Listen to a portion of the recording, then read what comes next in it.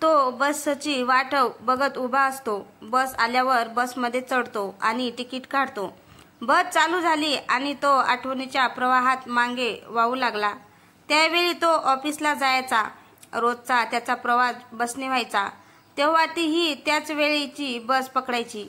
अशीच रोजची त्यांची झालेली ओळख मैत्रीच्या रूपात हळूहळू खुलत होती। अशाच एका वेळीस ती थोडी उदास वाटली। त्याने तिला विचारलं, काय ग, काय झालं, आज अशी उदास का वाटतेस तू? ती म्हणाली, काही नाही रे, उद्या सकाळी आम्ही 5 ते 6 दिवसासाठी गावी लग्नाला जाणार आहोत। त्याने तिला विचारलेले की तू उदास का वाटतेस, पण हे ऐकून तो स्वतः पण उदास झाला होता, पण त्याला आनंदही झाला होता की ती आपल्यासाठी उदास झाली आहे। तो तिला म्हणाला, अगं मग उदास होण्याचे काय कारण आहे त्यात? ती म्हणाली, अरे मी 5 ते 6 दिवसांसाठी जाणार आहे आणि आता आपण 5 ते 6 दिवस, असं म्हणून तिने तिचे शब्द आवरले। जाऊ दे, तुला काहीच वाटत नाही आहे ना? तो म्हणाला, मला कशाला काय वाटेल, किती आनंदाची गोष्ट आहे, तुम्ही गावाला जावा आणि लग्न एन्जॉय करा। त्याला तिच्या मनात काय चालू आहे हे जाणून घ्यायचे होते। चेहऱ्यावर खोटे हास्य दाखवून ती त्याला म्हणाली, चल बाय, माझा स्टॉप आला। ती तिच्या डोळ्यातील पाणी लपवण्यासाठी त्याच्या नजरेला नजर देत नव्हती। तोही खूप उदास झाला होता, पण जाता जाता तिचा हसरा चेहरा पाहावा म्हणून तो आनंदाचं अवसान आणत म्हणाला, हॅपी जर्नी। ती हसली, पण अश्रू लपवत होती आणि ती बसमधून उतरली। दुसऱ्या दिवशी त्याचे ऑफिसला जायचे मन नव्हते। घरी राहून पण तिचीच आठवण येईल। ऑफिसला गेल्यावर कामात वेळ तरी निघून जाईल म्हणून तो ऑफिसला जायला निघतो। तसा तो फारच उदास असतो।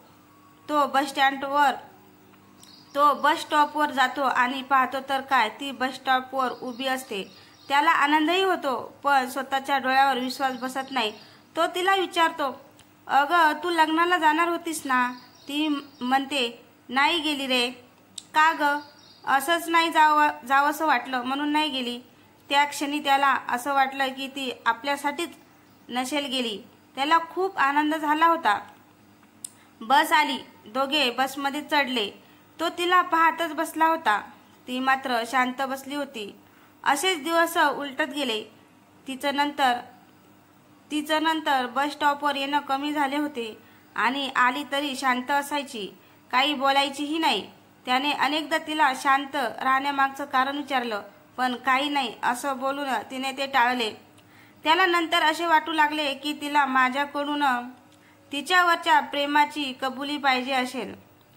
कदाचित मला जे तिच्याबद्दल वाटते तेच तिलाही माझ्याबद्दल वाटत असेल।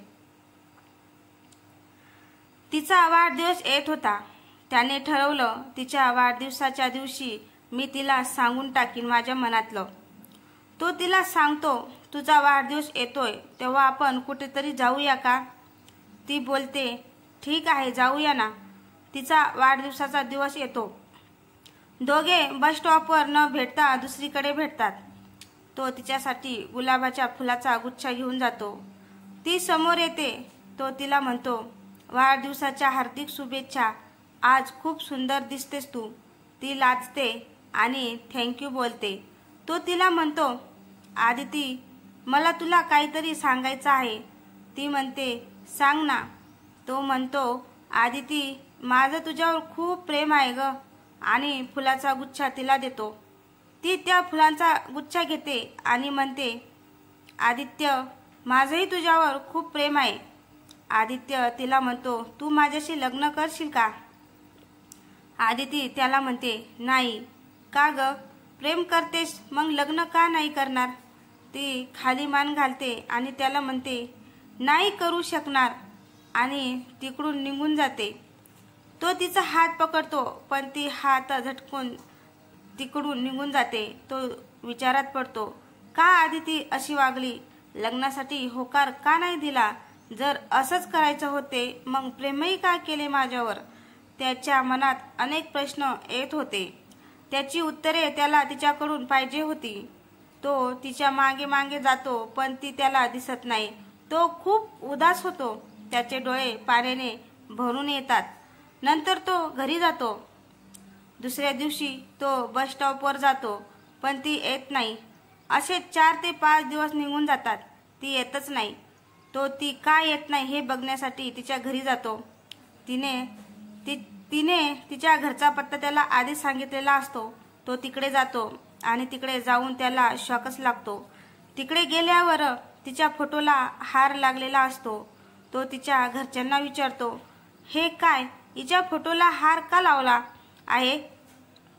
तेव्हा तिचे घरचे बोलतात, आम्ही 2 महिन्यापूर्वी लग्नाला जात असताना आमच्या गाडीचा अपघात झाला आणि त्यात आम्ही जखमी झालो, पण आदितीचा तिकडेच मृत्यू झाला.